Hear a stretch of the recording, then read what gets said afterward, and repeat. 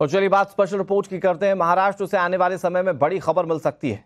सियासत का बड़ा समीकरण सामने आ सकता है। ऐसा हम इसलिए कह रहे हैं क्योंकि उद्धव ठाकरे ने एक ऐसा बयान दिया जिसके बाद सियासी महकमे में इस बात की चर्चा जोरों पर है कि उद्धव ठाकरे और बीजेपी के बीच क्या दूरियां कम हो सकती हैं। लेकिन इसके लिए बीजेपी को उद्धव की सिर्फ एक नाराजगी को दूर करना होगा। और वो नाराजगी क्या है, देखिए इस रिपोर्ट में।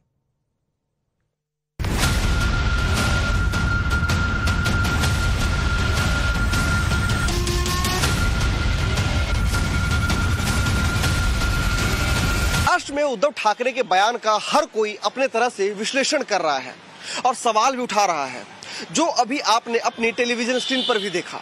लेकिन सवाल यह है कि क्या जिसकी चर्चा है वो सही है? इसी साल अक्टूबर में महाराष्ट्र में विधानसभा चुनाव होने और 2 महीने पहले जून में लोकसभा के नतीजे आए। पहले 2024 के नतीजों से शुरू करते हैं।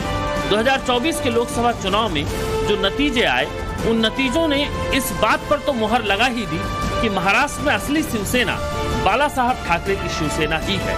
शिंदे गुट की शिवसेना न वर्तमान में विकल्प है और न ही भविष्य में विकल्प हो सकती है। इस बात को महाराष्ट्र की राजनीति की समझ रखने वाला हर कोई जान चुका है। 24 के चुनाव में आमने सामने की टक्कर में शिवसेना के उद्धव गुट ने 9 सीटों पर जीत दर्ज की, वहीं शिवसेना के शिंदे गुट ने 7 सीटों पर ही जीत दर्ज की। शिंदे और अजीत पवार के साथ मिलकर बीजेपी ने जो महायुति गठबंधन बनाया, वो महाराष्ट्र की नब्ज को वैसा नहीं पकड़ पाया जैसी उम्मीद बीजेपी ने लगा रखी थी। दूसरी तरफ टूट फूट के बावजूद शरद पवार, उद्धव और कांग्रेस की महाविकास अघाड़ी ने महाराष्ट्र के चुनाव में शानदार प्रदर्शन किया और 48 सीटों वाले महाराष्ट्र में 30 सीटों पर विजय हासिल की। लेकिन महाविकास अघाड़ी शिवसेना की सियासी फितरत के हिसाब का ठिकाना नहीं है। सही मायनों में शिवसेना और बीजेपी ही महाराष्ट्र में बड़े भाई और छोटे भाई के तौर पर रही। 2019 में बीजेपी और शिवसेना ने लोकसभा चुनाव मिलकर लड़ा था। तब महाराष्ट्र की 48 सीटों में से दोनों ने 41 सीटें जीती थी। वहीं कांग्रेस एनसीपी गठबंधन को महज 5 सीटें ही मिली थी। उसी साल विधानसभा चुनाव भी हुए थे। बीजेपी और शिवसेना ने साथ में चुनाव लड़ा, लेकिन सरकार बनाने की बारी आई तो दोनों दल अलग हो गए। उद्धव ठाकरे मुख्यमंत्री बने, लेकिन जल्द ही उनकी पार्टी टूट गई और सरकार गिर गई और बीजेपी ने उठा पटक कर शिंदे सरकार बना ली। और फिर कुछ दिनों के बाद ही शरद पवार की पार्टी एनसीपी भी टूट गई और अजीत पवार शिंदे सरकार में आ गए। महाराष्ट्र की जनता को बीजेपी के गुणाभाग की ये रणनीति रास नहीं आई और उसने 2024 में बीजेपी को 17 सीटों पर लाकर खड़ा कर दिया। आपको याद होगा, नतीजों के बाद जब 240 सीटों के साथ बीजेपी बहुमत से दूर खड़ी हुई और गठबंधन की सरकार बन गई, तब इस बात के जोर शोर से कयास लगाए जाने लगे कि उद्धव ठाकरे एनडीए का हिस्सा हो सकते हैं। लेकिन न उद्धव ने न बीजेपी ने इस खबर को कभी कंफर्म किया।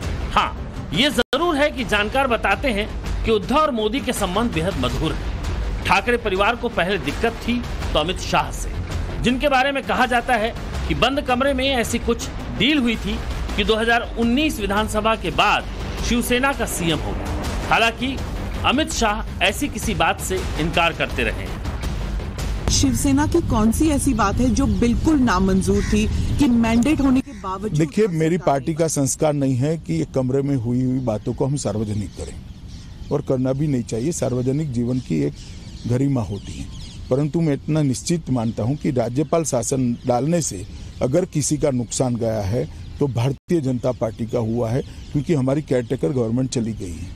देवेंद्र फडणवीस मुख्यमंत्री महाराष्ट्र का हुआ है जो उस वक्त थे।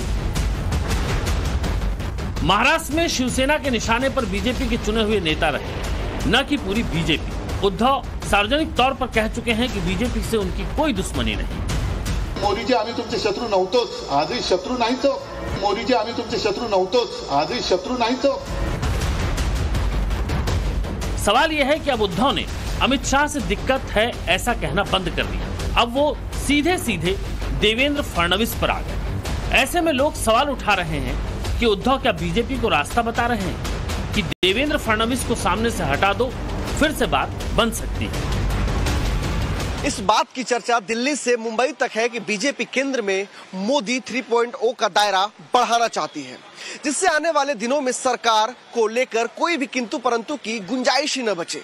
अगर उद्धव एनडीए फोल्ड में आते हैं तो बहुमत को लेकर बीजेपी सरकार की निश्चिंतता और बढ़ सकती है और लोकसभा में बीजेपी नहीं एनडीए 300 का आंकड़ा पार कर सकता है। लेकिन ऐसा क्या सचमुच हो रहा? सवाल बहुत बड़ा है।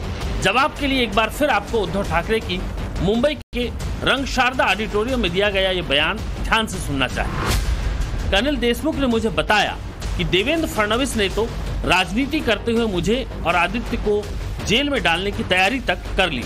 आज मैं ऐलान करता हूं कि महाराष्ट्र में अब या तो देवेंद्र फडणवीस रहेंगे या तो हम रहेंगे।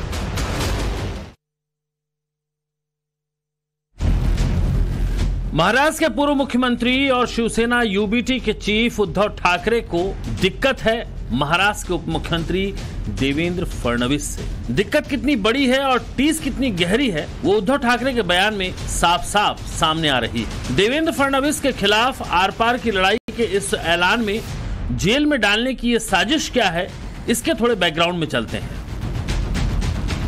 जिस अनिल देशमुख का जिक्र उद्धव ठाकरे कर रहे हैं, दरअसल वो शरद पवार गुट के विधायक हैं, महाराष्ट्र के पूर्व गृह मंत्री रहे हैं और उद्धव सरकार में गृह मंत्री रहे हैं। मुंबई के पूर्व पुलिस कमिश्नर ने आरोप लगाए थे कि गृह मंत्री अनिल देशमुख ने 100 करोड़ की वसूली का दबाव डाला।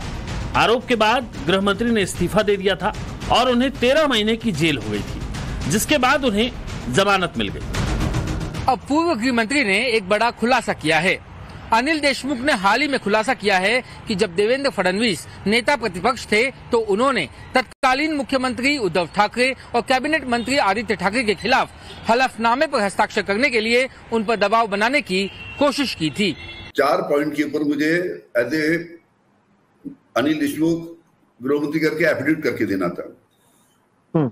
पहला मुद्दा ऐसा था कि उद्धव ठाकरे जी के ऊपर मुझे झूठा इल्जाम लगा के उसका एफिडेविट करके देना था। वो नंबर 1 कि उद्धव ठाकरे ने मुझे उनके सरकारी निवास स्थान पर एज ए गृह मंत्री बुलाया और मुझे कहा कि अनिल देशमुख साहब आप गृह मंत्री हो, बंबई महानगर पालिका के चुनाव आ रहे हैं, उसमें मुझे पैसे की जरूरत पड़ेगी तो आप 300 करोड़ रुपए मुझे जमा करके दो। ऐसा झूठा आरोप मैंने उद्धव ठाकरे के ऊपर लगा